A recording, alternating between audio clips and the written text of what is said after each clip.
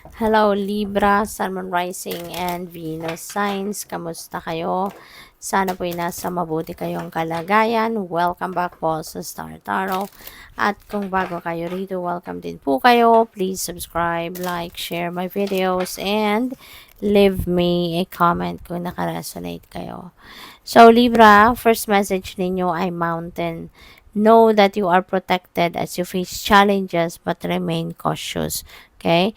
So, ayan, protektado kayo, guided kayo ng Divine Universe and the rest of your spirit team as you face, no, yung kung ano man ang mga difficult situations or challenging situations na kinakaharap ninyo. Pero, yun, you also need to do your part din, ano, maging cautious pa rin kayo, maging maingat pa rin kayo, maging mapagmatsyag pa rin kayo, be vigilant pa rin, ano, and choose your battles wisely. Okay? So we have patience, slow down, change your attitude, and clear your mind. Huwag kayong magmamadali. Okay? So iwasan no, na magra-rush, iwasan na magmamadali.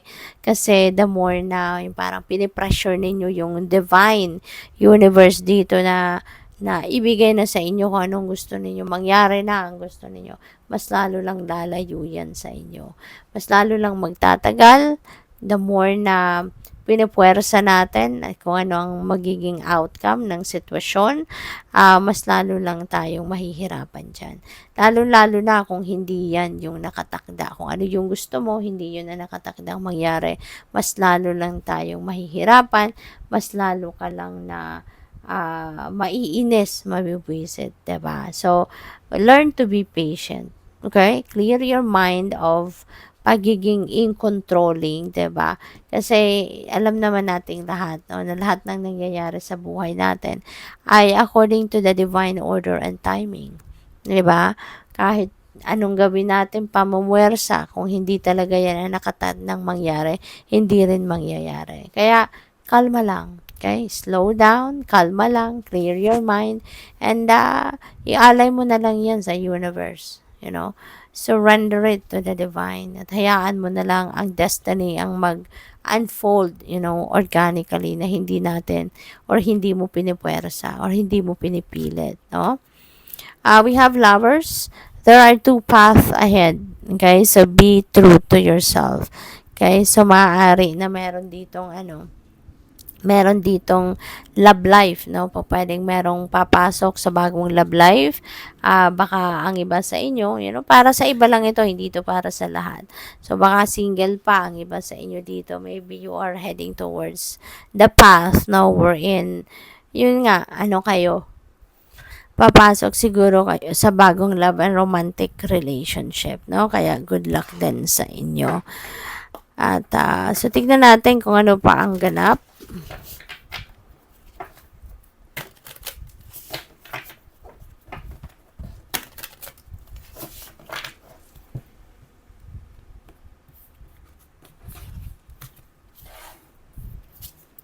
So, we have power. Ayan. So, yung power na to, Libra, baka this is your personal power, no?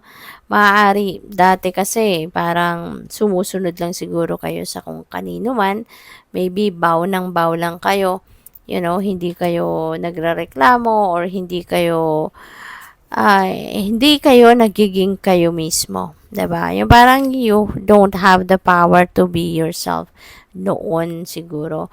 Kasi ngayon, feeling ko, this is you going to be enlightened and awakened na it's about time na para i-embrace mo na yung inyong personal power.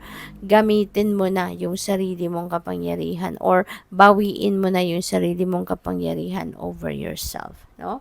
Yung ganon. Kaya, kudos to you kasi maglalakas ng loob ka na dito na bawiin na ang freedom mo, ang power mo over yourself.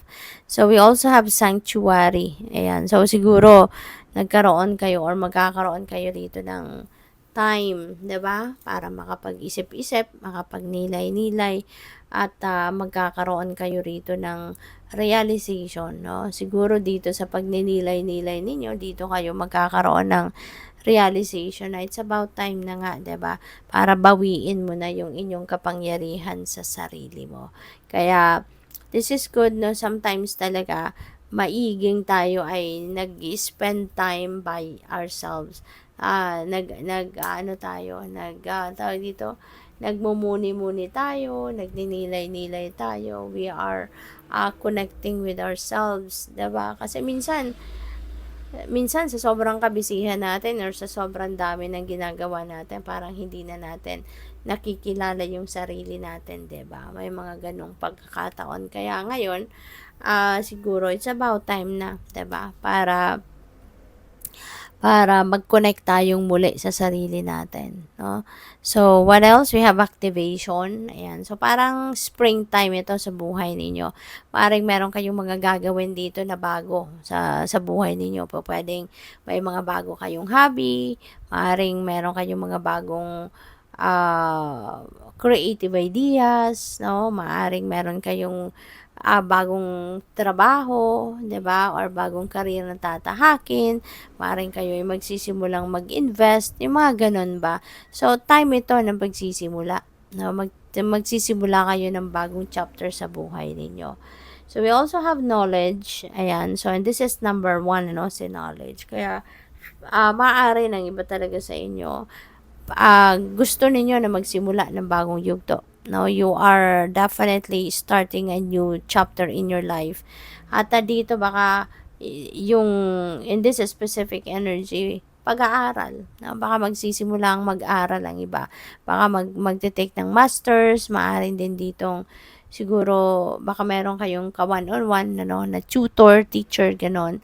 Pwede magsisimula ka ng ganong sessions or pwede magsisimula ka ng mag-research, no? Maybe you are curious about something regarding sa career mo, trabaho mo, or talents mo, skills mo, kung ano pa man, na meron kang gustong matutunan, kaya magsisimula ka mag-research, diba?